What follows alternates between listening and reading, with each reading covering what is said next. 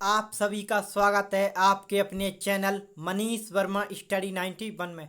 मैं आज आपके लिए लेकर आया हूँ अभिवृद्धि एवं विकास के सिद्धांत, जिनसे हर वर्ष किसी ना किसी टेस्ट एग्जाम में प्रश्न पूछे जाते हैं और आगे भी पूछे जाने की पूरी संभावना है। वीडियो पसंद आए तो वीडियो को लाइक शेयर और मेरे चैनल को सब्सक्राइब करें। साथ ही बेल आइकन भी प्रेस कर लें, जिससे मेरी आने वाली वीडियो का नोटिफिकेशन आपको टाइम से मिल जाए। दोस्तों, मैं इन सिद्धांतों को आपको यहाँ ही याद कराने वाला हूँ, इसलिए वीडियो को ध्यान से देखें, इसे बिल्कुल भी ना छोड़ें। देखते हैं दोस्तों आज का हमारा पहला सिद्धांत। तो हमारा अभिवृद्धि और विकास का आज का हमारा पहला सिद्धांत है दोस्तों, विकास की दिशा का सिद्धांत। पहला सिद्धांत कौन सा है दोस्तों? हमारा विकास की दिशा का सिद्धांत। इसमें विकास दो दिशाओं में होता है। पहली दिशा कौन सी है? मस्तिष्कोन्मुखी विकास।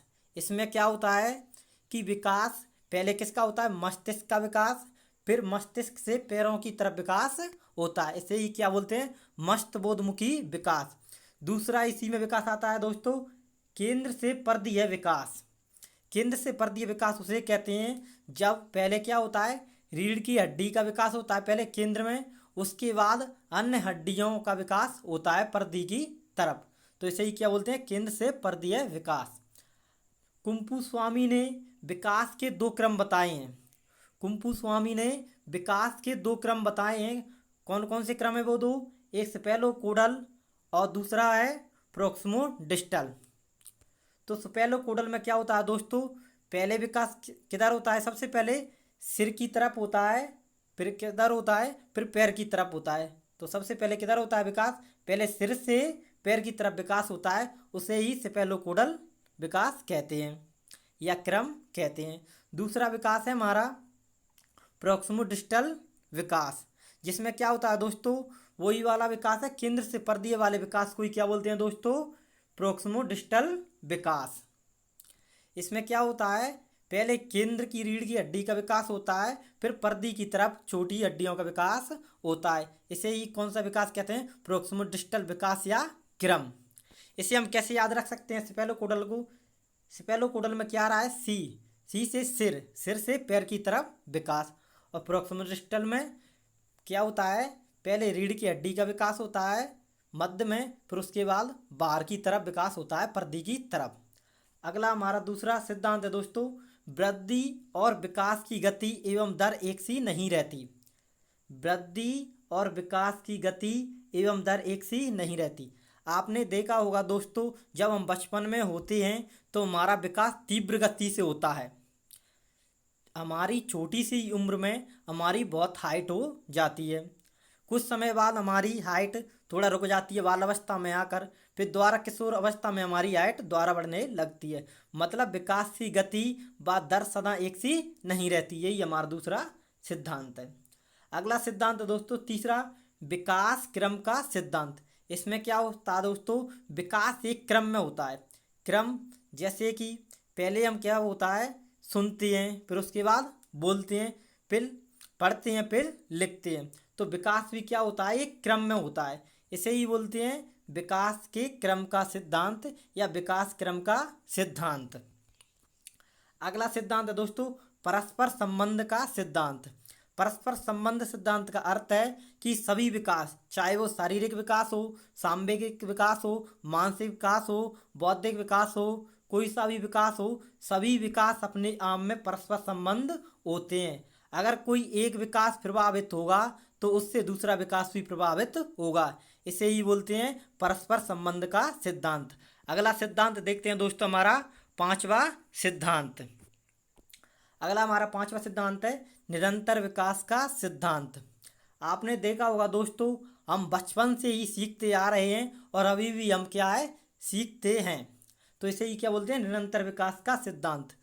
कोई भी व्यक्ति या बालक जन्म से लेकर मृत्यु पर्यंत तक कुछ ना कुछ सीखता रहता है। हम एक शब्द में कह सकते हैं कि सीखना कभी भी रुकता नहीं है। इसे ही बोलते हैं निरंतर विकास का सिद्धांत। हमारा विकास निरंतर होता रहता है। अगला सिद्धांत दोस्तों छठवां, समान प्रतिमान का सिद्धांत। समान प्रतिमान का सिद्धांत कहता है कोई बालक अमीर हो या गरीब हो, सभी बालक घुटनों के बल चलना सीखते हैं, सभी बालक खाना खाते हैं, सभी बालक रोते हैं। तो इसे ही क्या बोलते हैं? समान प्रतिमान का सिद्धांत। अगला सिद्धांत है दोस्तों सामान्य से विशिष्ट क्रियाओं का सिद्धांत।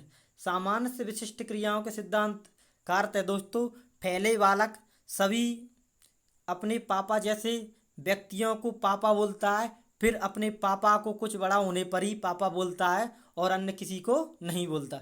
इसी को क्या बोलते हैं? सामान्य से विशिष्ट क्रियाओं का सिद्धांत। एक बार और देखते हैं दोस्तों सामान्य से विशिष्ट क्रियाओं का सिद्धांत में क्या होता है दोस्तों पहले बालक प्रत्येक व्यक्ति को अपना पापा समझता है, फिर थोड़ा बड़ा होने पर अपने पापा को ही पापा कहता है। पहले वो सभी को सामान्य रूप से पापा कहता है, फिर अपने पापा को विशिष्ट रूप से पहचानने लगता है। इसे ही क्या बोलते हैं दोस्तों? सामान्य से विशिष्ट क्रियाओं का सिद्धांत।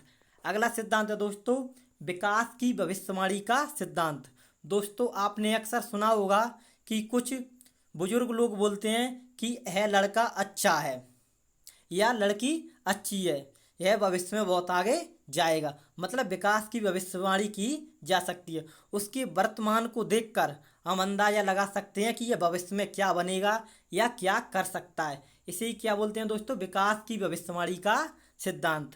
अगला सिद्धांत है दोस्तों हमारा नवा सिद्धांत, व्यक्तिगत भिन्नता का सिद्धांत। अगला सिद्धांत कौन सा है दोस्तों? व्यक्तिगत विभिन्नता का सिद्धांत। आपको पता है दोस्तों सभी व्यक्ति चाहे वो लड़का हो या लड़की हो, चाहे कोई भी हो, सभी व्यक्तियों में विभिन्नता होती है। कोई भी दो व्यक्ति एक समान नहीं होते, उनमें विभिन्नता होती है। कोई मोटा, कोई पतला, कोई अच्छा, कोई बुरा, किसी का कलर काला, किसी का गोरा। मतलब सभी व्यक्तियों में कुछ ना कुछ विभिन्नता होती हैं। कुछ इंटेलिजेंट होते हैं बहुत ही, तो कुछ सामान्य होते हैं। तो सभी व्यक्तियों में क्या होती है? व्यक्तिगत विभिन्नता होती है। अगला सिद्धांत है दोस्तों हमारा 10वां, वंशानुक्रम और वातावरण की अंतःक्रिया का सिद्धांत। इस सिद्धांत का अर्थ है दोस्तों कि कोई भी बालक अपने वंशानुक्रम से महान नहीं होता, ना ही अपने वातावरण से महान होता है। जब इन दोनों का ही योग होता है, मतलब उसको वंशानुक्रम भी अच्छा हो और उसका वातावरण भी अच्छा हो, तभी किसी बालक का संपूर्ण विकास अच्छा होगा। इसे ही बोलते हैं वंशानुक्रम और वातावरण की अंतःक्रिया का सिद्धांत। अगला सिद्धांत है दोस्तों एकीकरण का सिद्धांत। एकीकरण के सिद्धांत का अर्थ है दोस्तों कि सबसे पहले कोई बालक किसी वस्तु को उठाने के लिए अपने पूरे हाथ को हिलाता है, पूरे उंगलियों को हिलाता है, फिर कुछ विशेष अंगों को ही हिलाता है। दूसरी बार देखते हैं दोस्तों एकीकरण का सिद्धांत क्या बोलता है कि कोई बालक किसी वस्तु को उठाने के लिए पहले पूरे शरीर के साथ अपने हाथ को हिलाता है, जबकि कुछ बड़ा होने पर वो किसी वस्तु को उठाने के लिए शरीर पूरा उसकी जगह पर रहता है एक ही स्थान पर, और अपने हाथ से ही वह दूसरी वस्तु को उठा लेता है। इसे ही बोलते हैं एकीकरण का सिद्धांत। अगला सिद्धांत है दोस्तों 12वां सिद्धांत। हमारा लास्ट सिद्धांत है दोस्तों 12वां सिद्धांत, चक्राकार या वर्तुलाकार विकास का सिद्धांत। चक्राकार या वर्तुलाकार विकास का सिद्धांत बोलता है दोस्तों कि यदि किसी बालक की लंबाई में वृद्धि हो रही है तो उसकी चौड़ाई में भी वृद्धि होगी। आपने देखा होगा दोस्तों जब किसी बालक की कोई हाइट बढ़ती है या भार बढ़ता है तो दोनों ही बढ़ता है। अगर किसी बालक की हाइट बढ़ी है तो उसका वजन भी बढ़ेगा, उसकी चौड़ाई भी बढ़ेगी, उसकी लंबाई भी बढ़ेगी।